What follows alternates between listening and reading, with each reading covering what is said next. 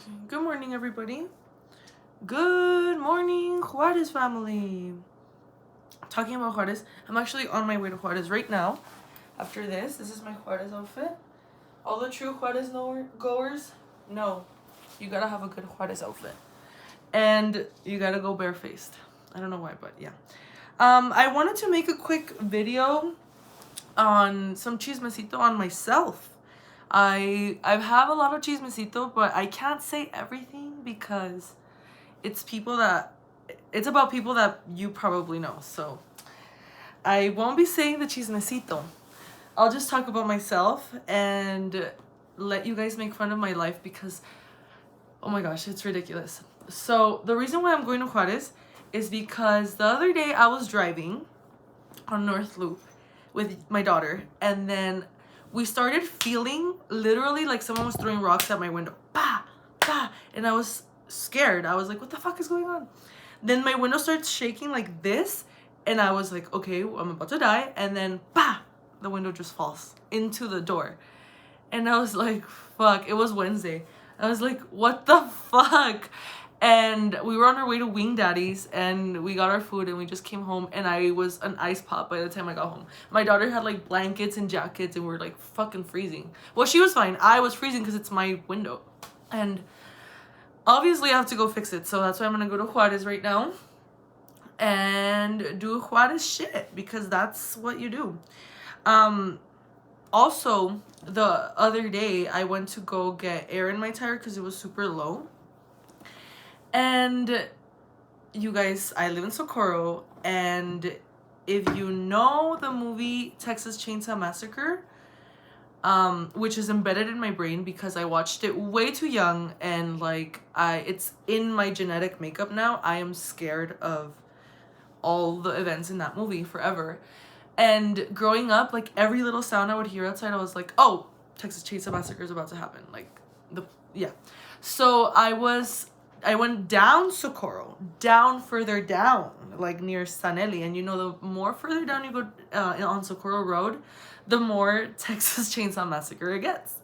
So I was like on an angle because they were changing my tire.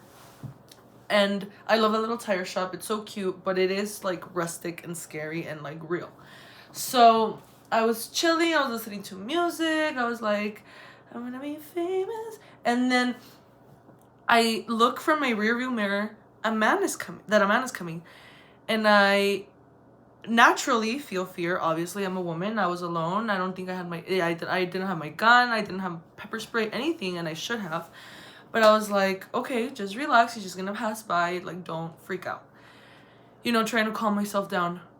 But lo and behold, I should have listened to that fear, because sure enough, this man, I don't want to sound insensitive, but he looked deranged. He was wearing insane tattered clothing. He had like a limp like this, and he was drooling.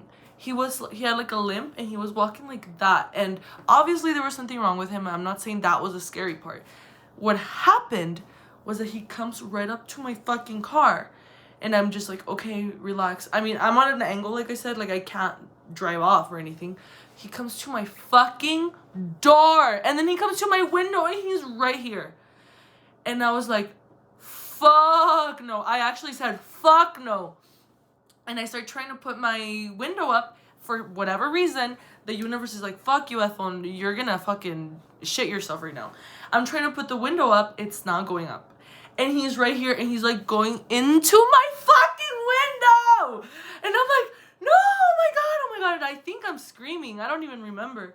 Like, my organs just fell right out of my body of fear.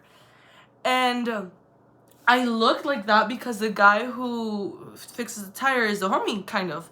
And like, I always go there, so he would have for sure like helped me out. But he was inside fixing the tire with this loud ass machine.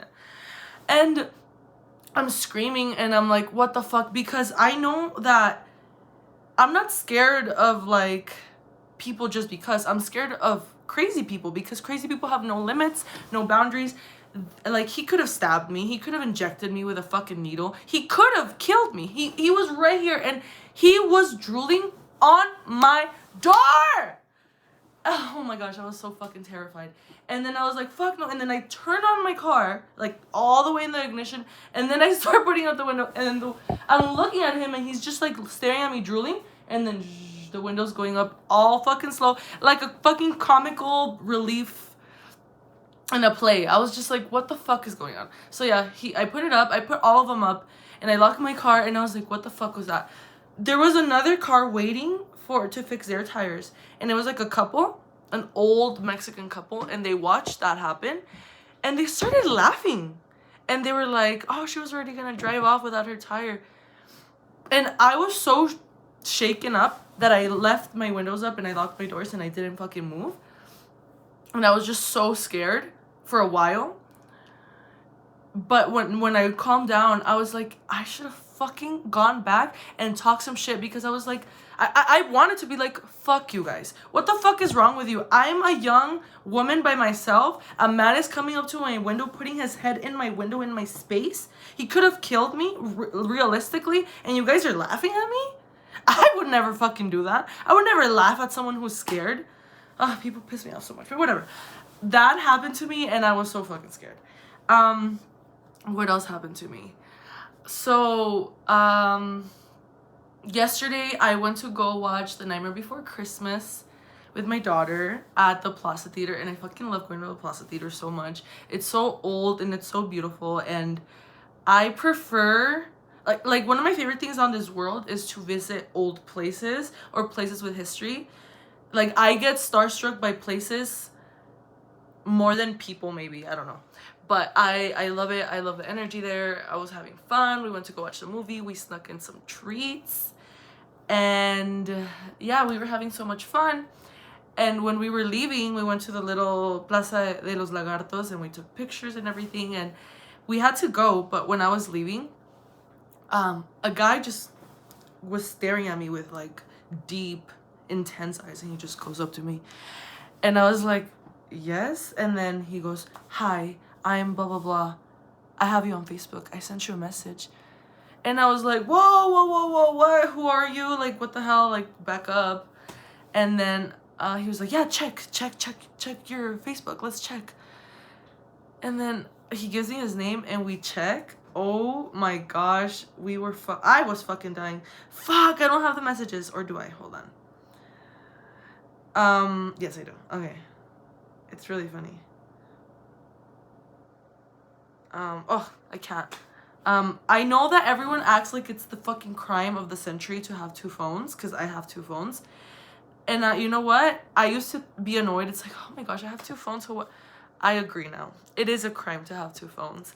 And I apologize for my crimes. Please don't execute me. My other phone that I have used for years, I got rid of it and I'm just using my newer phone. I had spoken about that. Because people message me and they're like, you blocked me, or they call me and they're like, you blocked me. I did not block anyone. I just have the new phone and that's it. I can't log in right now. I'm not gonna fucking try.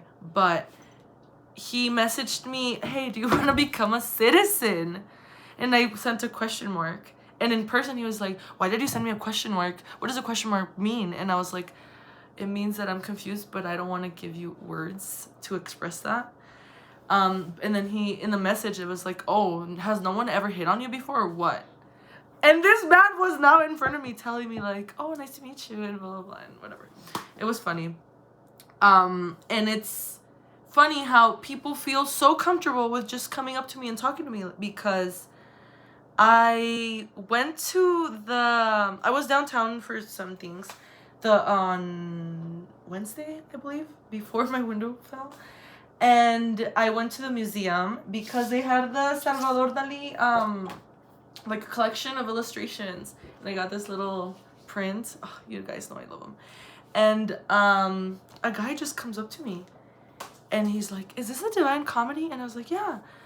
And then he just starts spilling all the gossip in the universe to me. And he's talking about like his beliefs on existence and humanity and everything, but like there was something with him, like he was not okay, maybe like developmentally or something. So I was just listening, but again, it's just like this reoccurring thing that people just come up to me and start talking to me and say the most crazy fucking shit. I guess I have to start going to Juarez already, so I'm gonna end it here. The last thing I'm gonna talk about is when I started going to therapy in April last year. I eventually got diagnosed with OCD, obsessive compulsive disorder, and I think I want to do a video talking about that. But what I wanted to just say really quickly is that I have been doing this thing that whenever I get an intrusive thought or an obsessive thought that is not based in reality and really affects the way I feel, because I feel fear, anxiety, which is fear, I just think to myself, hey, this is a cognitive distortion. This is not real. Your thoughts are not going to affect reality in the way that you think they're going to affect it. Like, it's going to affect the way you feel, but my thoughts are not going to just manifest and like the worst possible outcome is not going to happen and all these things. I just say, hey, I stop it right there instead of like getting to the compulsion part, because once I get to the compulsion part, it's fucking done. Like, I'm already in a spiral and I've gone to the deep end. So I stop it right there. It's become a habit now and I can stop it right away. And I'm like, okay, cognitive distortion, acknowledge it, but it's not real, dude. Chill the fuck out. And it's been working and I'm so happy and I'm so proud. And I know that I have some people that also have OCD. So yeah, just if you do have OCD, just keep on thinking like you have cognitive distortions in your brain, and these distortions are not based on reality and they do not affect reality. So just acknowledge them and the habit will create itself and will be fucking good.